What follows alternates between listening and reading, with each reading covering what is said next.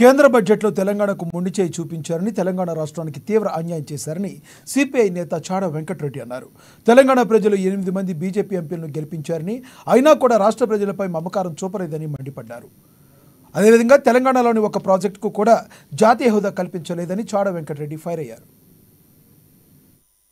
తెలంగాణ ప్రజలు కేంద్ర ఆర్థిక శాఖ మంత్రి నిర్మలా సీతారామన్ ప్రవేశపెట్టిన కేంద్ర బడ్జెట్ తెలంగాణ రాష్ట్రానికి తీవ్రమైన అన్యాయం చేసింది. తీరని ఇప్పటికీ ఒక పైసా కూడా కేంద్ర బడ్జెట్లో కేటాయించకపోవడం దుర్మార్గం. 7 లక్షల కోట్ల అప్పు ఉన్నది, కొత్తగా రాష్ట్రం ఏర్పడ్డది. ఇక్కడ బీజేపీకి కూడా 8 పార్లమెంట్ సీట్లు ఇచ్చినారు తెలంగాణ ప్రజలు. అయినా మోసం చేసింది కేంద్ర బీజేపీ ఎన్డీఏ ప్రభుత్వం చెప్పడం శక్తి లేదు.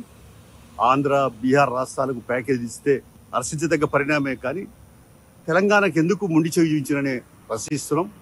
అలాగే పెన్షనర్లకు లేకుంటే స్టాప్ రేటు లేకుంటే ఇట్లాంటివన్నీ కొన్ని కూతూ మంత్రంగా ప్రవేశపెట్టిన అసలు నిత్యావసర ధరలు గ్యాస్ ధరలు అన్ని పెరిగిపోయి పెనుభారంగా తయారైనటువంటి పరిస్థితిలో వాటి గురించి ఏం చేయలేదు. తెలంగాణ కోసం కనీసం ఒక సాగునీటి ప్రాజెక్టు కూడా ఇవాళ పూర్తిగాక ఇబ్బందులు పడుతున్నాయి. ఒక సాగునీటి ప్రాజెక్టు కూడా జాతీయ హోదా కల్పించలేదు. ఇలాంటి కానీ ఏ ఒక్క రైల్వే కోచ్ ఫ్యాక్టరీ విభజన హామీలు ఏదో ఒకటి అమలు కాలేదు. దీన్ని తీవ్రంగా ఈ నిరసన